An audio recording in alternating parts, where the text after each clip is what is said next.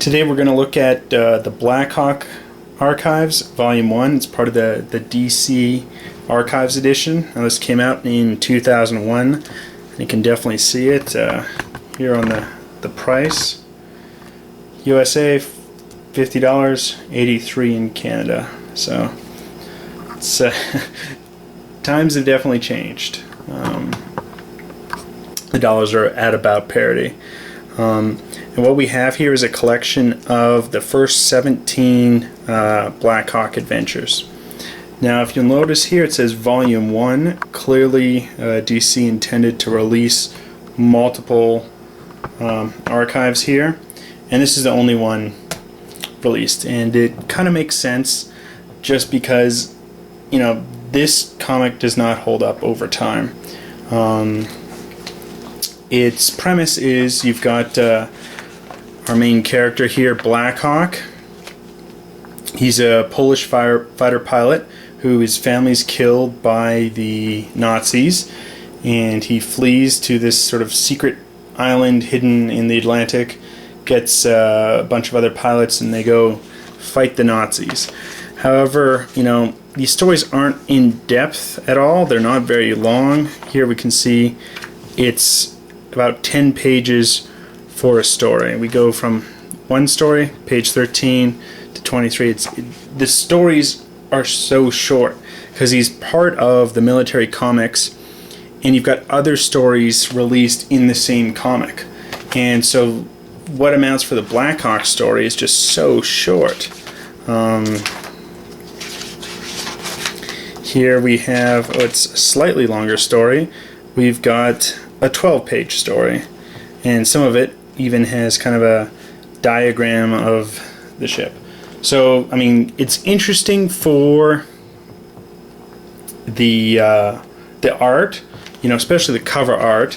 You know, I think there's some nostalgic value there, but the stories themselves, because they're so short, you know, 10, 12-page stories, it's too simplistic. You know, it's almost the same story. There's also, you know, they have this kind of stereotypical Chinese character. It's, you know, name's Chop Chop. Definitely, you know, racial insensitivity is definitely pretty clear, you know, generations later. And it's not, if that's something that's going to disturb you, you know, they haven't edited it. They wanted to keep it faithful, but it's definitely, you know, not exactly being racially sensitive. So the stories are kind of too simple, you know. I'd say like they're trying to appeal to, you know, 8, 9-year-old boys, but that might be even an insult to them. It's just, there's no depth to the story. It's just too short, and that's, I think, because it's part of military comics, and they just didn't have the long enough time to like develop interesting stories. You know, you just have very simplistic each time, you know.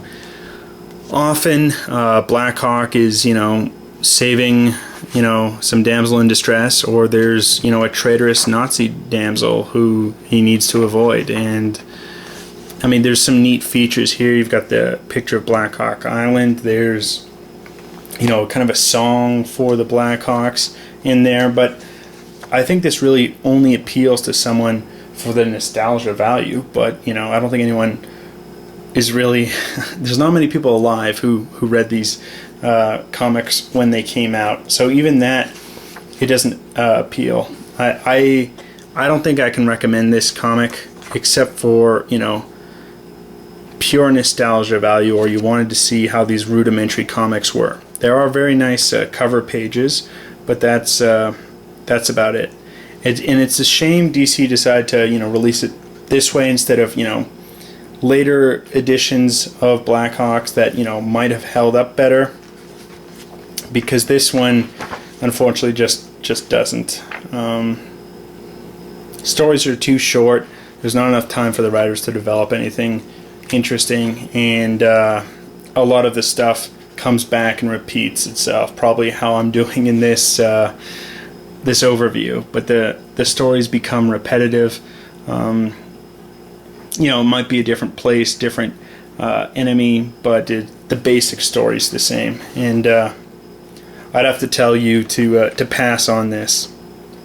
But yeah, I think there's a reason why there's only volume 1 and another one wasn't produced. It's just it just doesn't hold up over the years. Till next time.